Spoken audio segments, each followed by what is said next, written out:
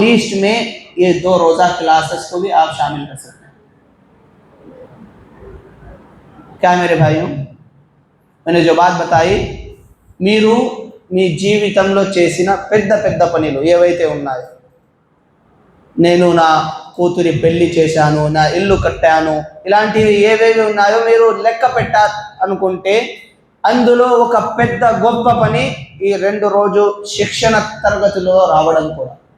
ఎందుకంటే అల్లాహ్ తాలా యొక్క జ్ఞానాన్ని తెలుసుకోవడం, అల్లాహ్ గురించి తెలుసుకోవడం, మరియు మన ఆరాధనలలో మేము ఏవేవి అయితే తప్పులు చేస్తున్నామో వాటిని సరిదిద్దుకోవడం, ఇది చాలా పెద్ద గొప్ప పని, చాలా పెద్ద గొప్ప పని.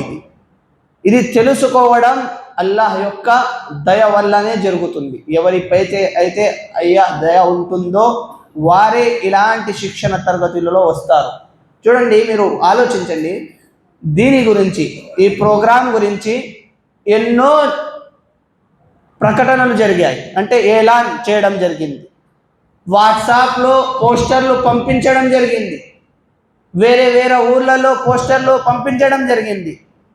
అంటే దాదాపు ఒక 1000 మందికైనా తెలుసుంటుంది కదా, 1000 కంటే ఎక్కువ మంది ఈ పోస్టర్లను చూసుంటారు కదా, తప్పకుండా చూసుంటారు. కానీ అందులో ఒక 100 మంది ఇక్కడికి రాగలిగారు, 100 మందికే ఆ సౌభాగ్యం కలిగింది. అంటే ఇక్కడ వచ్చి చెప్పే మరియు మీరు వినే సౌభాగ్యం ఎవరు ఇచ్చారు? అల్లాహ్ తబారక వ తఆలా ఇచ్చారు. ప్రవక్త సల్లల్లాహు అలైహి వసల్లం ఏమంటున్నారు? మై యురిదిల్లాహు బిహి ఖైరన్ యుఫఖ్ఖిహు ఫిద్దీన్. అల్లాహ్ తబారక వ తఆలా ఎవరితో అయితే మేలు చేయాలనుకుంటారో వారికి జ్ఞానం ఇస్తారు. దేని జ్ఞానం? ప్రాపంచిక జ్ఞానమా? నక్షత్రాలపై, చంద్రునిపై ఎలా వెళ్ళాలో దాని జ్ఞానమా? డాక్టర్, సైంటిస్ట్ ఇలాంటి జ్ఞానమా? కాదు, దీన్ జ్ఞానం, ధర్మ జ్ఞానం అల్లాహ్ ఎవరితో మేలు చేయాలనుకుంటే వారికి ఇస్తారు. కావున సోదరులారా, దీనికి కొరకు మేము అల్లాహ్తో కృతజ్ఞత తెలుపుకోవాలి. సోదరులారా, అల్హమ్దులిల్లాహ్, ఈ 2 రోజు శిక్షణ తరగతిలో 3 చాలా ముఖ్యమైన అంశాలపై మేము చర్చించుకుంటున్నాము, తెలుసుకుంటున్నాము. ఒకటి అల్లాహ్ పరిచయం, దాని తర్వాత ధర్మ పరిచయం, మూడవది దైవ ప్రవక్త ముహమ్మద్ సల్లల్లాహు అలైహి వసల్లం వారి పరిచయం. సోదరులారా, దైవ ప్రవక్త ముహమ్మద్ సల్లల్లాహు అలైహి వసల్లం జీవిత చరిత్రను తెలుసుకోవడం, వారి జీవితాన్ని ఉదాహరణంగా పెట్టి మనం జీవితం గడపడం, ఇది చాలా అవసరమైన విషయం. మీరు ప్రళయ దినాన్న సాఫల్యం పొందాలంటే, ప్రళయం రోజు మీరు స్వర్గంలో వెళ్ళాలంటే తప్పకుండా మీరు దైవ ప్రవక్త సల్లల్లాహు అలైహి వసల్లం ఆజ్ఞలను ఆచరించాలి. దాని ద్వారానే మీరు రేపు ప్రళయ దినాన్న సాఫల్యం పొందగలరు. సోదరులారా, దైవ ప్రవక్త సల్లల్లాహు అలైహి వసల్లం గురించి కొన్ని విషయాలు నిన్న జరిగిన నా ప్రసంగంలో నేను మీ ముందర ఉర్దూ భాషలో పెట్టాను. దానినే ఈరోజు ఒక 10 నిమిషాల్లో తెలుగు భాషలో పెట్టడానికి ప్రయత్నిస్తున్నాను. దాని తర్వాత మేము ముందుకు సాగుదాం. సోదరులారా, దైవ ప్రవక్త సల్లల్లాహు అలైహి వసల్లం గురించి తెలుసుకోవడం కంటే ముందు, దైవ ప్రవక్త సల్లల్లాహు అలైహి వసల్లం ఏ ప్రాంతంలో అయితే వచ్చారో ఆ ప్రాంతంలో ఉన్న పరిస్థితులు ఎలా ఉండేవి, అక్కడ నివసిస్తున్న వాళ్ళు అరబులు ఎలా జీవించేవారు, అది కూడా మనం తప్పకుండా తెలుసుకోవాలి. ఒక ప్రవక్తని అల్లాహ్ ఎప్పుడు పంపిస్తాడు?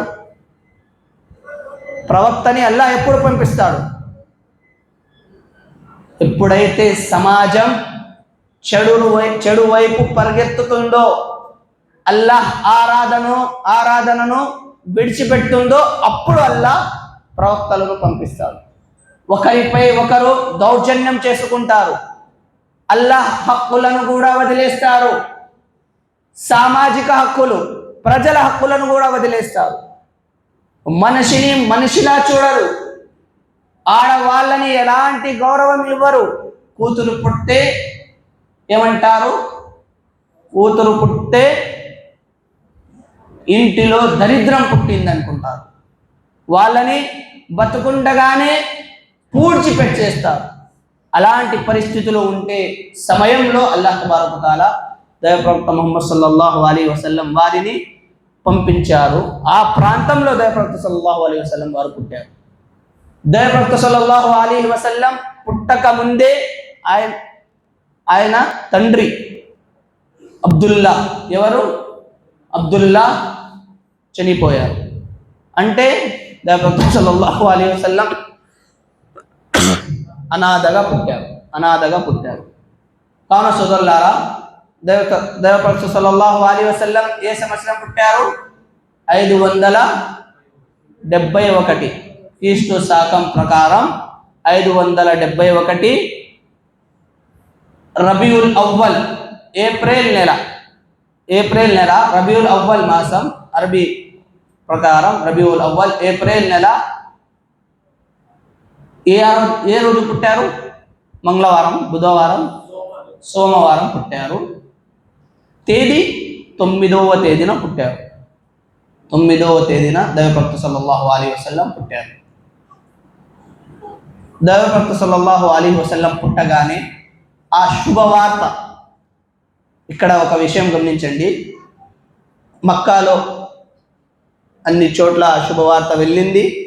అబ్దుల్ ముతల్లిబ్ ఆయన తాతయ్య వచ్చి ఆయనకి ఖత్నా మరియు అకీకా రెండు చేపించారు. కానీ అప్పుడు ఆ శుభవార్తని అబూ లహబ్ దైవప్రవక్త సల్లల్లాహు అలైహి వసల్లం వారి బాబాయ్, చిన్న ఆయన బాబాయ్, ఆయనకి కూడా ఆ శుభవార్త వెళ్ళింది, చేరుకుంది. అప్పుడు ఆయన ఏం చేశారు? ఆయన దగ్గర ఉన్న ఒక బానిసరాలను వదిలేశారు. బానిసత్వం నుంచి వదిలేశారు, ఆజాద్ చేశారు. చూడండి, దైవప్రవక్త సల్లల్లాహు అలైహి వసల్లం పుట్టారని అబూ లహబ్ బానిసరాలను వదిలేశారు. అంత ప్రేమించేవారు, కానీ ఆ ప్రేమ ఆయనకి పనికొస్తుందా? రేపు ప్రళయ దినాన దాని వలన ఆయన స్వర్గానికి వెళ్ళగలరా? అస్సలు వెళ్ళలేరు.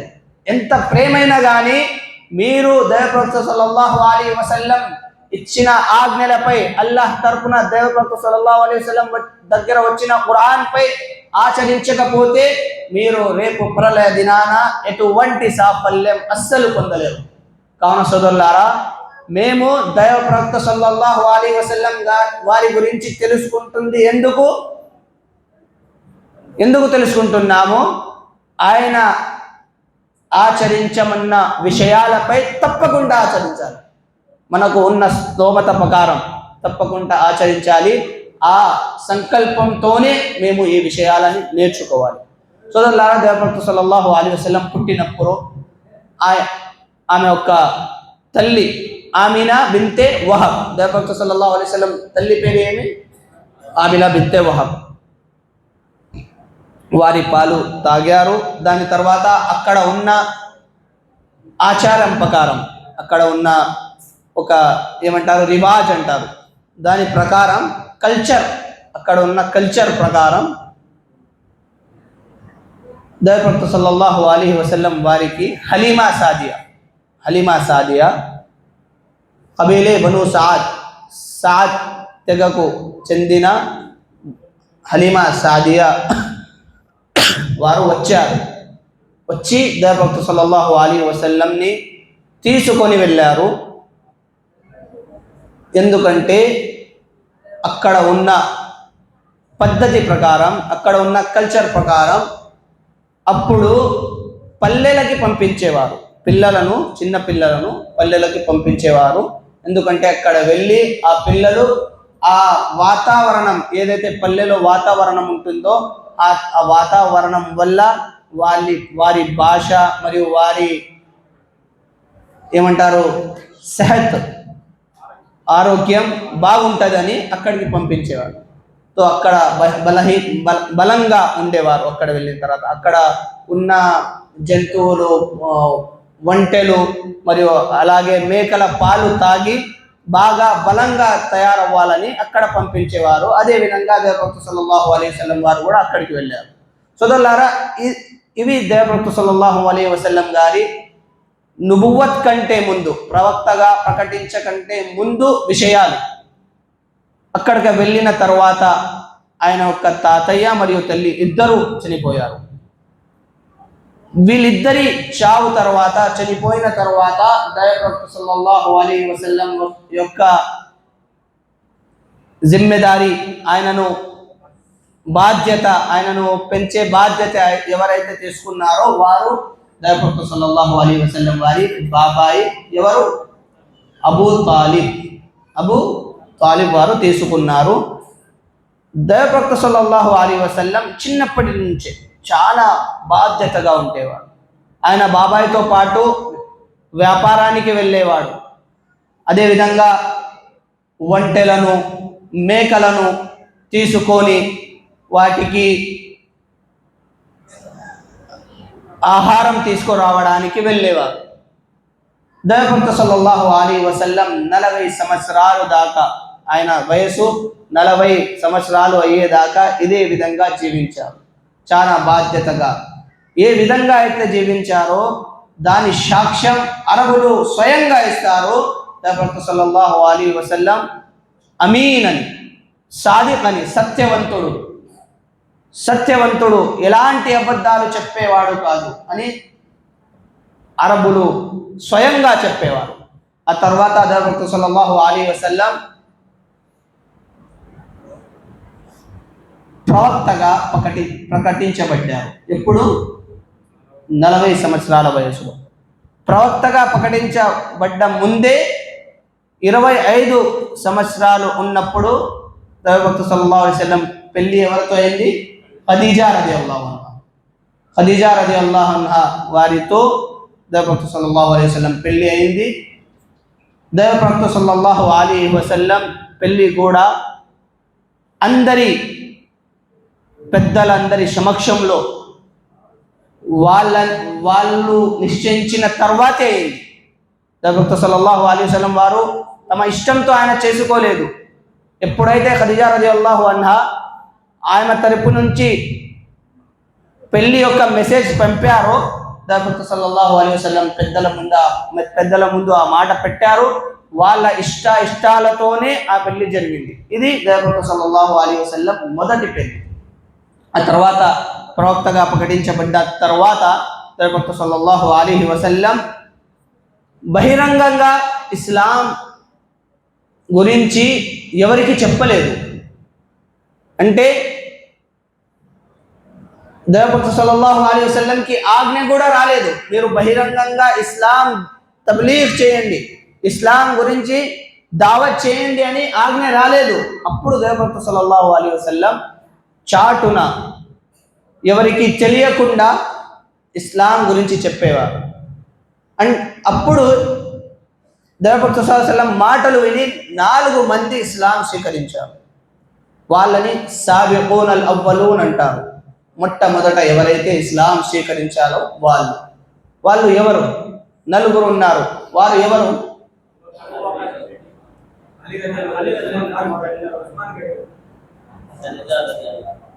ఆడవాళ్ళలో ఖదీజా రదియల్లాహు అన్హా, పెద్దలలో అబూబకర్ రదియల్లాహు అన్హు, పిల్లల్లో అలీ రదియల్లాహు అన్హు, బానిసలలో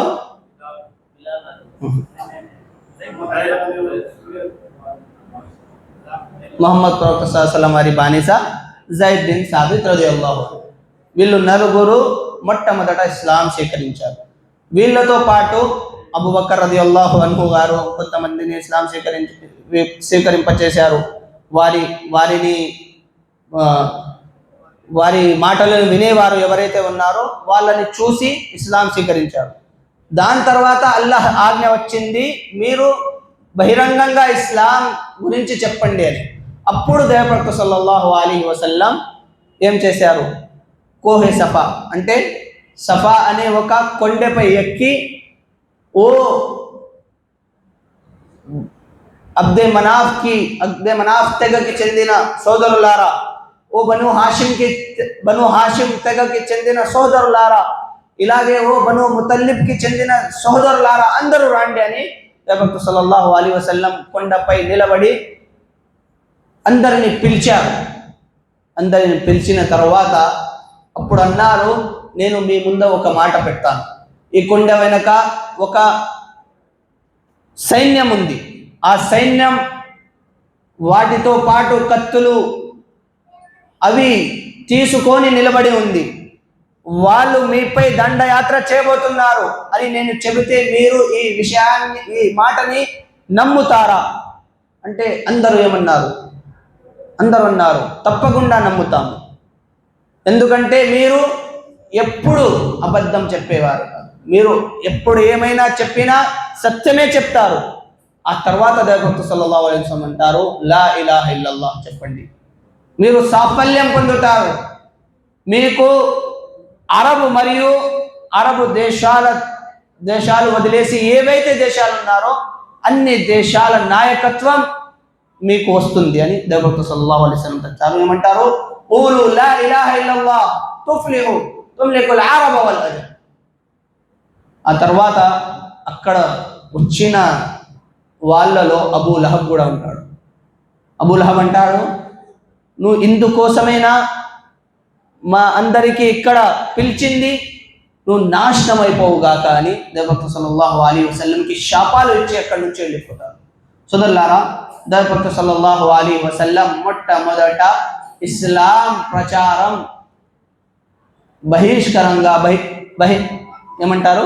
బహిరంగంగా చెప్పింది ఇదే. మొదటి ప్రసంగం ఇది. దీని తర్వాత ప్రవక్త సల్లల్లాహు అలైహి వసల్లం బహిరంగంగా అదే విధంగా ఎలాగైతే చెప్పారో అదే విధంగా ఇస్లాం ప్రచారం చేసుకుంటూ వెళ్ళారు. ఎప్పుడైతే ప్రవక్త సల్లల్లాహు అలైహి వసల్లం చాటున కాక ప్రజల్లో వచ్చి ఇస్లాం ప్రచారం మొదలు పెట్టారో అప్పుడు అక్కడ ఉన్న బహుదైవారాధన చేసేవారు ముష్రికులు ప్రవక్త సల్లల్లాహు అలైహి వసల్లం పై చాలా ఎక్కువగా ఏమంటారు, ప్రవక్త సల్లల్లాహు అలైహి వసల్లం వారికి హేళన చేసేవారు. వారి మాటలను వినకుండా ప్రజలను ఆపేవారు.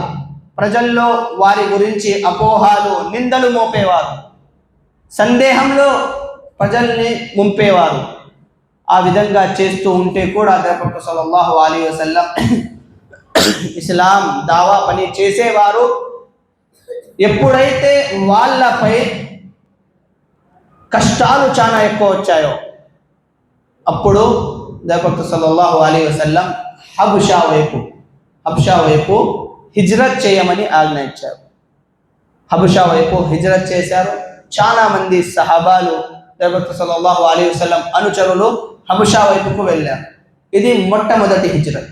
హబషా వైపుకు వెళ్ళిన తర్వాత కూడా హబషా నుంచి ముస్లింలను వెనక్కి తీసుకురావడానికి అరబులు చాలా ప్రయత్నం చేశారు. అక్కడి నుంచి వాపస్ తీసుకొని వచ్చారు కూడా. అదేవిధంగా ప్రవక్త సల్లల్లాహు అలైహి వసల్లం వారు చాలా బాధలు వహిస్తూ అక్కడ ఉండాడు. దాని తర్వాత ప్రవక్త సల్లల్లాహు అలైహి వసల్లంకు అల్లాహ్ ఆజ్ఞ వచ్చింది, మీరు మదీనాకు హిజ్రత్ చేయండి.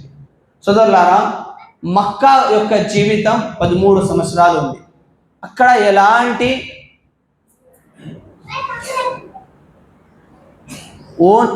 మక్కా యొక్క జీవితంలో కేవలం ఏకదైవారాధన గురించే బోధించబడింది. మీరు మక్కాలో ఏవైతే వాక్యాలు అవతరింపబడ్డాయో అవి ఒకవేళ మీరు చూసినట్లయితే అందులో అల్లాహ్ ఎక్కువ శాతం తౌహీద్ గురించి చెప్పాడు. కావున మీరు మొట్టమొదట ఇస్లాంలో ఒకవేళ వచ్చారంటే, ఇస్లాం స్వీకరించారంటే తౌహీద్ని ముకమ్మల్గా స్వీకరించాలి. తౌహీద్లో ఎలాంటి లోపాలు ఉండకూడదు. ఏకదేవారాధనలో ఎలాంటి లోపాలు ఉండకూడదు. తౌహీద్ ముకమ్మల్ అయిన తర్వాతే మీరు నమాజ్, రోజా, జకాత్ అలాంటి వైపుకి వెళ్ళాలి, వేరే ఆరాధనల వైపుకి వెళ్ళాలి. అందుకే మీరు చూడండి, మక్కా జీవితంలో దైవభక్త సల్లల్లాహు అలైహి వసల్లం వారికి 2 పెద్ద బాధలు కలిగాయి. ఒకే సంవత్సరంలో 2 పెద్ద బాధలు కలిగాయి. ఆ సంవత్సరాన్ని ఉర్దూ భాషలో ఆముల్ గమ్ అంటే దుఃఖాల సంవత్సరం అని అంటారు. ఆముల్ హుజ్న్, దుఃఖాల సంవత్సరం. ఎందుకంటారు? ఎందుకంటే అదే సంవత్సరంలో దైవభక్త సల్లల్లాహు అలైహి వసల్లం వారి భార్య ఖదీజా రదియల్లాహు అన్హా మరియు ఆయన బాబాయ్ ప్రతి మార్గంలో ఆయనకి బలంగా నిలబడేవాడు. ఎలాంటి శక్తి అయినా కానీ, ప్రజల వల్ల వచ్చే ఎలాంటి బాధలైనా కానీ అబూ తాలిబ్ వారు ఎదుర్కొనేవారు. దైవభక్త సల్లల్లాహు అలైహి వసల్లం ముందు ఉంది. మీరు గమనించినట్లయితే దైవభక్త సల్లల్లాహు అలైహి వసల్లం వారి జీవితంలో ఎప్పటి వరకు అయితే అబూ తాలిబ్ ఉన్నారో అప్పటి వరకు ఎప్పుడు కూడా దైవభక్త సల్లల్లాహు అలైహి వసల్లం పై హత్యా ప్రయత్నం ఎవరు చేయలేదు. చేశారా? అస్సలు చేయలేదు. దైవభక్త సల్లల్లాహు అలైహి వసల్లంని చంపేయాలని ఎవరు ప్రయత్నం చేయలేదు. ఎప్పుడైతే ఆయన చనిపోయారో, దైవభక్త సల్లల్లాహు అలైహి వసల్లం వారి బాబాయ్ చనిపోయారో, అప్పుడు దైవభక్త సల్లల్లాహు అలైహి వసల్లం పై హత్యా ప్రయత్నం జరిగింది. అన్ని తెగలకు చెందిన వారు ఒక చోట చేరి ప్లానింగ్ చేశారు. అందరూ ఒక చోటు చేరి ప్లానింగ్ ఏం చేశారంటే, ఒక్కొక్క తెగ నుంచి ఒక మనిషి వెళ్ళి దైవభక్త సల్లల్లాహు అలైహి వసల్లంని చంపేస్తే ఎవరు కూడా మా పై యుద్ధం ప్రకటించలేరు, ఎవరు కూడా మమ్మల్ని ఏం చేయలేరు. ఎందుకంటే ఇన్ని తెగలు ఉన్నాయి, 12-13 తెగల నుంచి ఒక్కొక్క మనిషి వస్తే మేమందరం ఒక్కటైతే ఎవరు కూడా మనల్ని ఎలాంటి నష్టం కలిగించలేరు. కావున అబూ తాలిబ్ ఉన్నప్పుడు దైవభక్త సల్లల్లాహు అలైహి వసల్లం వారిని ఎవరు ఏం చేయలేకపోయారు. అందుకే ఆ సంవత్సరాన్ని ఏమంటారు? ఆముల్ హుజ్న్. ఆముల్ హుజ్న్ అంటే బాధల సంవత్సరం. అప్పుడు దైవభక్త సల్లల్లాహు అలైహి వసల్లం ఎప్పుడైతే బాధల్లో ఉన్నారో ఇప్పుడు ఒక సంఘటన జరిగింది. ఆ సంఘటన ఏమిటి? మేరాజ్ యాత్ర. మాషాల్లా, మేరాజ్ మరియు మస్జిదే అక్సా యాత్ర జరిగింది. మేరాజ్ యాత్రలో అల్లాహ్ తాలా దైవభక్త సల్లల్లాహు అలైహి వసల్లంకి ఒక బహుమతి ఇచ్చారు. అది ఏమి? నమాజ్ ఆరాధన ఒక బహుమతి ఇచ్చారు. నమాజ్ గురించి ఏమైంది? అక్కడ వెళ్ళిన తర్వాత దైవభక్త సల్లల్లాహు అలైహి వసల్లం మొట్టమొదట 50 పూట్ల నమాజ్ ఫరజ్ చేయడం జరిగింది, విధిగా చెప్పడం జరిగింది. ఆ తర్వాత దైవభక్త సల్లల్లాహు అలైహి వసల్లం మూసా అలైహిస్సలాం దగ్గరికి వచ్చారు. ఆయన చెప్పారు, ఓ ప్రవక్త, మీ అనుచరులు 50 పూట్ల నమాజ్ చదవలేరు, మీరు వెళ్ళండి. అదేవిధంగా దైవభక్త సల్లల్లాహు అలైహి వసల్లం 9 సార్లు వెళ్ళి వచ్చారు. 5 నమాజ్లు తక్కువ చేసుకుంటూ వచ్చారు. చివరికి 5 పూటల నమాజ్ విధిగా చెప్పడం జరిగింది. అప్పుడు దైవభక్త సల్లల్లాహు అలైహి వసల్లంకు అల్లాహ్ తబారక్ తఆలా ఈ విధంగా కూడా చెప్పాడు, ఇవి 5 నమాజులే, కానీ ఈ 5 నమాజులు చదివితే 50 పూట్ల నమాజ్ చదివే పుణ్యం వస్తుంది. కావున సోదరులారా, ఈ ఆముల్ హుజ్న్ తర్వాత, ఆముల్ హుజ్న్ బాధల సంవత్సరం తర్వాత దైవభక్త సల్లల్లాహు అలైహి వసల్లంకి మదీనా వరకు హిజ్రత్ చేసే ఆజ్ఞ వచ్చింది. దైవభక్త సల్లల్లాహు అలైహి వసల్లం మదీనా వెళ్ళడానికి కారణం ఏమిటి? ఇక్కడ మక్కాలో ఉన్నారు. సొంత ఊరు ఎవరికైనా ఇష్టమే, సొంత ఊరు వదిలి ఎవరు వెళ్ళలేరు. ఎంత దూరం వెళ్ళినా సొంత ఊరు మాట ఎవరికీ రాదు. ఎక్కడ వెళ్ళినా అంత సుఖము. సొంత ఇల్లు ఉంటుంది, కుటుంబం ఉంటుంది, ఫ్రెండ్స్ ఉంటారు, అదేవిధంగా జ్ఞాపకాలు ఉంటాయి, ఎన్నో జ్ఞాపకాలు. అందుకే దైవభక్త సల్లల్లాహు అలైహి వసల్లంకి అక్కడ వెళ్ళడం ఇష్టం లేదు, అయినా వెళ్ళారు. ఎందుకు? కారణం ఏమిటి? కారణం ఏమిటంటే దైవభక్త సల్లల్లాహు అలైహి వసల్లం మక్కాలో దావా పని చేశారు, దరిదాపుల్లో కూడా దావా పని చేశారు. అక్కడ ఎవరు కూడా దైవభక్త సల్లల్లాహు అలైహి వసల్లంకి సహకరించలేదు. కానీ ఆ కాలంలో కూడా హజ్ యాత్రకి ప్రజలు వచ్చేవారు. ప్రవక్త సల్లల్లాహు అలైహి వసల్లం ఆ సమయంలో హజ్ యాత్రకు వచ్చిన సమయంలో ప్రజల వద్దకు వెళ్ళి ఇస్లాం గురించి చెప్పేవారు. అప్పుడు యస్రిబ్ అంటే మదీనాకు చెందిన 7 వ్యక్తులు ఇస్లాం స్వీకరించారు. ప్రవక్త సల్లల్లాహు అలైహి వసల్లం చేతులపై బయట్ చేశారు. ఆ తర్వాత ఆ యస్రిబ్ వాళ్ళు ప్రవక్త సల్లల్లాహు అలైహి వసల్లంని ఏం చేశారు? ఆహ్వానించారు తమ ఊరికి. మీరు రాండి, ప్రతి రకమైన సౌకర్యం మీకు మేము ఇస్తాము, మీరు ఎలా ఉండాలంటే అలా ఉండవచ్చు, మా దగ్గర ఉన్న వాళ్ళు చాలా మంది మీ మాటలను స్వీకరించాలనుకుంటున్నారు. అప్పుడు ప్రవక్త సల్లల్లాహు అలైహి వసల్లం ఎలాగైతే మా అన్నగారు చెప్పారో అలాగా కేవలం అల్లాహ్ కోసం తమ ఊరిని వదిలేశారు. కేవలం అల్లాహ్ కోసం. చూడండి, ఈరోజు మేము ఎలాంటి పరిస్థితి అయినా కానీ మన సొంత ఇల్లుని, సొంత ఊరిని వదలలేము. ఎందుకంటే అక్కడ మావి సొంత అనుబంధాలు ఉన్నాయి, సొంత ఇల్లు ఉంది. పరిస్థితులు ఎలా అయినా రాని, మీ పిల్లల భవిష్యత్తు పాడైపోయినా కానీ, మీ పిల్లలు చెడు మార్గంలో వెళ్తున్నా కానీ మీరు సొంత ఊరు వదిలిపెట్టారు. మీ ఊరిలో మస్జిద్ లేదు, మీ ఇల్లు ఒక గుడి పక్కన ఉంది, అయినా కానీ ఏం చేస్తారు? అక్కడే ఉంటారు. సోదరులారా, ఈ కాలంలో ఎవరైతే కేవలం ధర్మం కోసం, ఇస్లాం ధర్మం కోసం, ఇస్లాంని స్వీకరించి ఇస్లాంపై నడవడానికి కష్టంగా ఉందని ఎవరైతే హిజ్రత్ చేస్తారో, ఊరిని వదిలేసి వేరే ఊరికి వెళ్ళి అక్కడ ఉంటారో, అల్హమ్దులిల్లా కొన్ని చోట్ల ఇలా జరుగుతుంది. కొన్ని చోట్ల మా సోదరులు ఇస్లాం స్వీకరించి తమ ఊర్లను వదిలేసి టౌన్లో వచ్చి ఉన్నారు. ఎందుకంటే అక్కడ ఉండి నమాజ్ చదవడానికి సులభంగా ఉంటుందని. అలాగా ఇస్లాం కోసం మేము చేస్తే ఈ కాలంలో మనకి కూడా హిజ్రత్ యొక్క పుణ్యం లభిస్తుంది. అప్పుడు ప్రవక్త సల్లల్లాహు అలైహి వసల్లం మక్కా వదిలేసి మదీనా వెళ్ళిపోయారు. ఇది మక్కా యొక్క జీవితం. దీనిని కూడా నేను షార్ట్లో చెప్పాను. ముకమ్మల్గా ప్రవక్త సల్లల్లాహు అలైహి వసల్లం మక్కాలో ఉన్నప్పుడు ప్రవక్త సల్లల్లాహు అలైహి వసల్లంపై మొట్టమొదట అల్లాహ్ ఆజ్ఞ వచ్చింది. అల్లాహ్ ఆజ్ఞ దేని రూపంలో వచ్చింది? ఇఖ్రా బిస్మి రబ్బికల్లదీ ఖలక్ ఖలకల్ ఇన్సాన మిన్ అలక్ ఇఖ్రా వరబ్బుకల్ అక్రమ్ అల్లదీ అల్లమ బిల్ ఖలం అల్లమల్ ఇన్సాన మా లం యఅలం.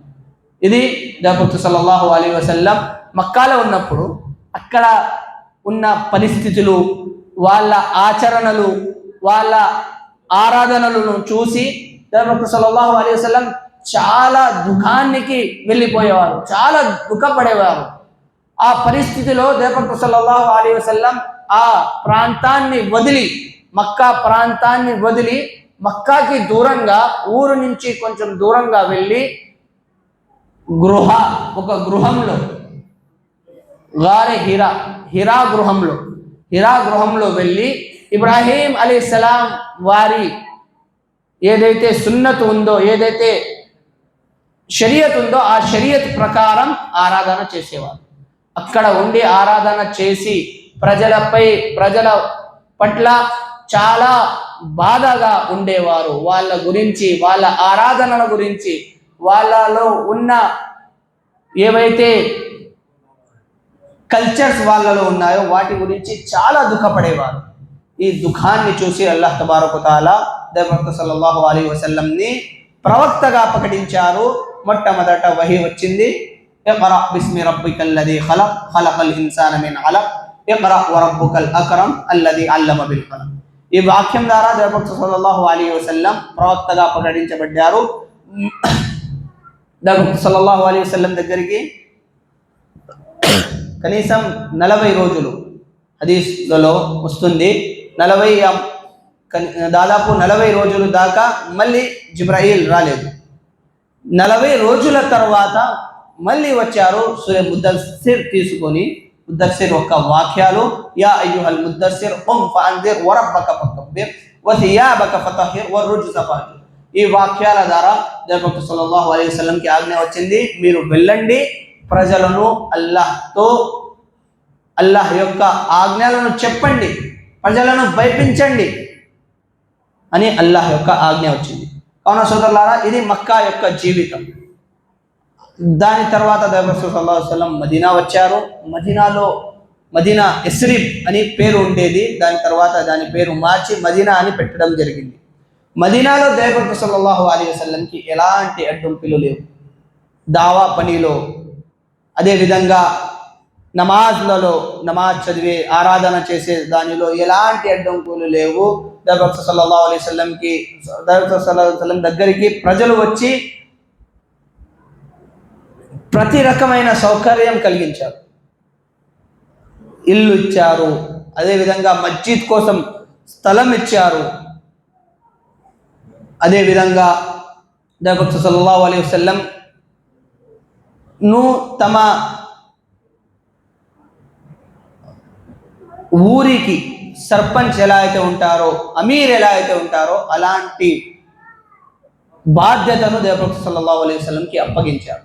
ప్రవక్త సల్లల్లాహు అలైహి వసల్లం వెళ్ళిన తర్వాత అక్కడ ఎవరి మాట నడిచేది కాదు. ముహమ్మద్ ఎలా చెబితే అదే మాటని వినేవారు.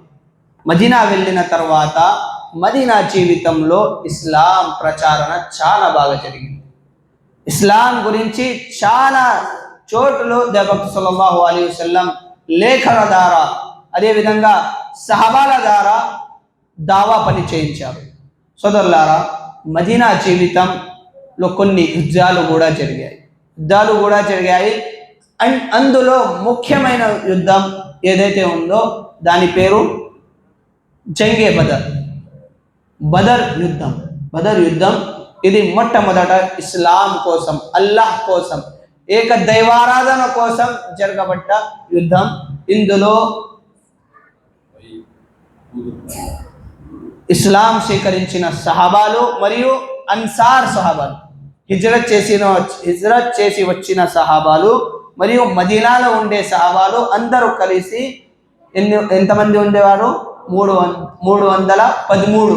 కేవలం 313 సహాబాలు. వాళ్ళ ముందర ఉండే సైన్యం 1000 కంటే ఎక్కువ. మరియు యుద్ధ మైదానంలో అవసరపడే ప్రతి వస్తువు వాళ్ళ దగ్గర ఉంది. ఒంటెలు ఉన్నాయి, గుర్రాలు ఉన్నాయి, అదేవిధంగా కవచాలు ఉన్నాయి, ప్రతి వస్తువు ఉంది. కానీ మన ఇస్లాం స్వీకరించిన సహాబాల దగ్గర ప్రవక్త సల్లల్లాహు అలైహి వసల్లం వారి అనుచరుల దగ్గర ఎలాంటి వస్తువులు లేవు. అయినా కానీ ఈ ఒక యుద్ధంపై మీరు ఈ యుద్ధంపై మీరు బాగా అవగాహన చేస్తే సోదరులారా, మీకు తెలుస్తుంది అల్లాహ్పై విశ్వాసం పెడితే అల్లాహ్ తబారక తఆలా ఎలాంటి గెలుపును ఇస్తాడో మీరు ఈ యుద్ధాన్ని చూసి తెలుసుకోవచ్చు.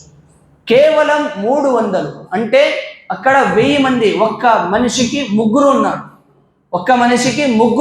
అక్కడ ఉన్నారు, ఇక్కడ 300 మంది ఉన్నారు. మరియు వాళ్ళ దగ్గర ఒంటెలు ఉన్నాయి, గుర్రాలు ఉన్నాయి, కత్తులు, ప్రతి వస్తువు ఉంది. వీళ్ళ దగ్గర ఏమీ లేవు. ఒంటెలు లేవు, గుర్రాలు లేవు, సైనికులు కూడా చాలా తక్కువ మంది. అందులో పిల్లలు కూడా ఉన్నారు, ముసలి వాళ్ళు కూడా ఉన్నారు. అయినా కానీ దైవం కోసం జరిగిన ఈ యుద్ధం, అల్లాహ్ కోసం, ఏక దైవారాధన కోసం జరిగిన ఈ యుద్ధంలో అల్లాహ్పై భరోసా, అల్లాహ్పై యకీన్ పెట్టి చేసిన ఈ యుద్ధంలో అల్లాహ్ తబారక తఆలా ముస్లింలను, ప్రవక్త సల్లల్లాహు అలైహి వసల్లం వారిని మరియు వారి అనుచరులను ఏ విధమైనటువంటి విజయాన్ని ఇచ్చారో మీరు చూడవచ్చు. అందుకే అల్లాహ్పై మనకి నమ్మకం కలిగి ఉండాలి. ఈరోజు చూడండి, ముస్లింలపై అనేక బాధలు, అనేక రకాలైనటువంటి పరేషాని, ఇబ్బందులు వస్తున్నాయి.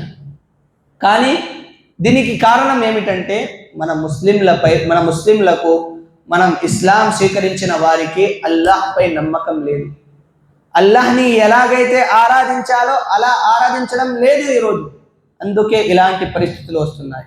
కావున సోదరులారా, చాలా యుద్ధాలు జరిగాయి.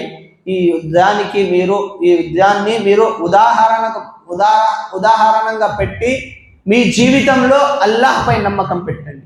అల్లాహ్పై మీరు నమ్మకం పెట్టి మీ ముందు ఉన్న సైన్యం ఎంత పెద్దది అయినా కానీ, ఒక మనిషికి 100 మంది వచ్చినా కానీ అల్లాహ్పై మీరు భరోసా పెట్టి, అల్లాహ్పై మీరు యకీన్ పెట్టి వెళ్తే తప్పకుండా ఆ యుద్ధంలో మీరు గెలిచే వస్తారు. సోదరులారా, మదీనా జీవితంలో ప్రవక్త సల్లల్లాహు అలైహి వసల్లం చాలా చక్కగా ఇస్లాం ప్రచారాన్ని చేశారు. అదేవిధంగా చాలా యుద్ధాలు జరిగాయి. అక్కడ జరిగిన యుద్ధాలలో ఇంకో యుద్ధం దేనికైతే మేము ఉదాహరణంగా తీసుకొని మన జీవితం గడపాలో ఆ యుద్ధం వచ్చేసి ఉహద్ యుద్ధం. రెండో యుద్ధం ఉహద్ యుద్ధం. అందులో ప్రవక్త సల్లల్లాహు అలైహి వసల్లం మరియు వారి అనుచరులు ఏమయ్యారు? ఓడిపోయారు. యుద్ధం గెలవలేదు, ఓడిపోయారా? గెలిచిన యుద్ధం ఓడిపోయారు. ఓడిపోలేదు, గెలిచిన యుద్ధం ఓడిపోయారు. ప్రవక్త సల్లల్లాహు ఏమన్నారు? 50 మందికి బాధ్యత ఇచ్చారు, మీరు కొండ వెనకాల ఉండాలి. ఏమి జరిగినా కానీ, యుద్ధం గెలిచిపోయినా కానీ, ఏమి అయినా కానీ మీరు అక్కడి నుంచి రాకూడదు, అక్కడే ఉండాలి, అక్కడ నుంచి రాకూడదు. అప్పుడు ఏమైంది? యుద్ధం గెలిచిపోయారని అనుకున్నారు. ఖాలిద్ బిన్ వలీద్ ఇంకా ఇస్లాం స్వీకరించలేదు. అప్పుడు ఏమనుకున్నారు ముస్లింలు? యుద్ధం అయిపోయింది, యుద్ధం మేము గెలిచిపోయామని. యుద్ధంలో ఎవరైతే సైన్యం ఓడిపోతారో వాళ్ళ దగ్గర వాళ్ళు వదిలేసి వెళ్ళిన వస్తువులను గెలిచిన వాళ్ళు తీసుకుంటారు. దానిని మాలే గనీమత్ అంటారు. మాలే గనీమత్ జమా చేయడంలో ఉన్నారు వీళ్ళందరూ. ఎవరు? ముస్లింలు. ఇస్లాం ఎవరైతే యుద్ధం గెలిచారో వాళ్ళు. కొండ వెనక ఉన్న 50 మంది వాళ్ళని చూశారు. చూసి ఏమనుకున్నారు? ఇప్పుడు యుద్ధం అయిపోయింది, మేము కూడా ఇక్కడ నుంచి వెళ్ళొచ్చు. అక్కడ ఇఖ్తిలాఫ్ అయింది. కొంతమంది ఏమన్నారు? వద్దు, ప్రవక్త సల్లల్లాహు అలైహి వసల్లం మాకి ఇక్కడ ఉండమని చెప్పారు, మమ్మల్ని ఇక్కడే ఉండమని చెప్పారు, ఇక్కడ నుంచి వెళ్ళొద్దని చెప్పారు. కొంతమంది ఏమన్నారు? కాదు, యుద్ధం అయిపోయింది, వెళ్ళొచ్చు అని అందరూ వెళ్ళిపోయారు. కొంతమంది వెళ్ళిన తర్వాత అక్కడ ఉన్న వాళ్ళందరూ వెళ్ళిపోయారు. ఎవరైతే 50 మంది ఉన్నారో వాళ్ళు వెళ్ళిపోయిన దానిని ఖాలిద్ బిన్ వలీద్ చూసి మళ్ళీ వెళ్ళిపోయేవారు వెంటనే వెనకాలికి వచ్చి ముస్లింలపై మళ్ళీ యుద్ధం చేశారు. గెలిచిన యుద్ధం, ముస్లింలు ఓడిపోయారు. ఇక్కడ మీరు ఏమి గమనించాలంటే, ప్రవక్త సల్లల్లాహు అలైహి వసల్లం వారి మాటను తిరస్కరిస్తే, వారి మాటను మేము లెక్క చేయకపోతే ఇలాంటి పరిస్థితులు తప్పకుండా వస్తాయి. సోదరులారా, ఇలాంటి పరిస్థితులు ఈరోజు వస్తున్నాయంటే దానికి కారణం ఇదే. ప్రవక్త సల్లల్లాహు అలైహి వసల్లం చెప్పిన మాటలపై ప్రజలు ఎలాంటి ఆచరణ చేయట్లేదు. ప్రవక్త సల్లల్లాహు అలైహి వసల్లం వారి మాటలను లెక్క చేయట్లేదు. ఈరోజు ఏ మనిషి అయితే ప్రవక్త సల్లల్లాహు అలైహి వసల్లం మాటను లెక్క చేయరో వారు ఎప్పటికీ సాఫల్యం పొందలేరు, ఎప్పటికీ వారు విజయాన్ని సాధించలేరు. కావున మేము ఈ 2 యుద్ధాలు ఉదాహరణగా తీసుకొని మన జీవితాన్ని గడపాలి. అల్లాహ్పై మనందరికీ అల్లాహ్పై యకీన్ ఉండాలి, అల్లాహ్పై భరోసా ఉండాలి. మరియు ప్రవక్త సల్లల్లాహు అలైహి వసల్లం వారి మాటలను తప్పకుండా ఆచరించాలి. సోదరులారా, మదీనా జీవితంలో చాలా సంఘటనలు జరిగాయి. ఇవన్నీ మనందరికీ ఒకే ప్రసంగంలో చెప్పడం చాలా కష్టం. ప్రవక్త సల్లల్లాహు అలైహి వసల్లం వారు మదీనా జీవితంలో చాలా ఇస్లాం దావా పనులు చేశారు.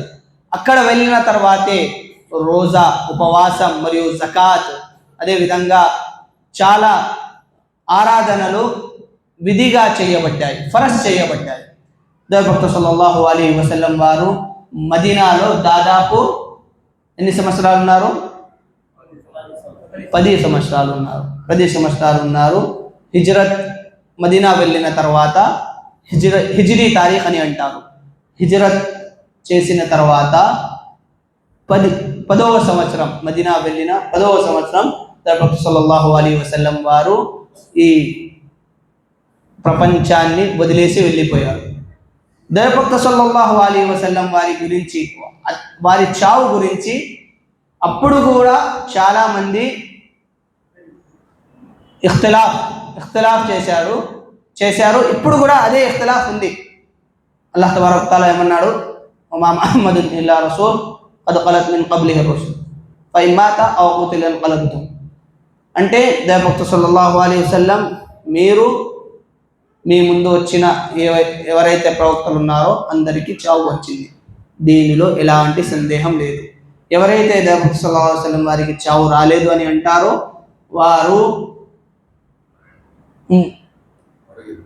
ఇస్లాంలో రాలేదు, ముకమ్మల్గా రాలేదు. ఇస్లాంలో ముకమ్మల్గా ఎవరైతే రావాలనుకుంటున్నారో వారు తప్పకుండా నమ్మాలి దైవభక్త సల్లల్లాహు అలైహి వసల్లం లేరు, ఆయనకి చావు వచ్చింది. ప్రతి ప్రవక్తకి చావు వస్తుంది, ఇది విధి. ప్రతి మనిషికి చావు రావడం ఇది విధి, దీని నుంచి ఎవరు వెళ్ళలేరు. ప్రవక్తలు కూడా మన మనుషుల నుంచి వచ్చిన వారే, కాకపోతే ప్రవక్తలకు ఇచ్చిన ఏదైతే హోదా ఉంటుందో, ఏదైతే మకాం ఉంటుందో అది సామాన్య ప్రజలకు ఇవ్వబడదు. కావున సోదరులారా, ఈ విషయాలు ఏవైతే నాకు వచ్చిన తెలుగులో మీ ముందర చెప్పానో, తెలుగు చెప్పడంలో ఏవైతే తప్పులు ఉంటే నన్ను క్షమించండి. ఇన్షాఅల్లాహ్ అల్లాహ్ తాలాతో దువా ఏమనగా, అల్లాహ్ తబారక వ తఆలా మన అందరినీ దైవభక్త సల్లల్లాహు అలైహి వసల్లం వారి జీవితాన్ని తెలుసుకొని వారి జీవితంపై ఆచరించే సౌభాగ్యం అల్లాహ్ తబారక వ తఆలా మన అందరినీ కలిగించుగాక. ఆమీన్ సుమ్మా ఆమీన్. వాఖిరు దావానా అనిల్ హమ్దులిల్లాహి రబ్బిల్ ఆలమీన్.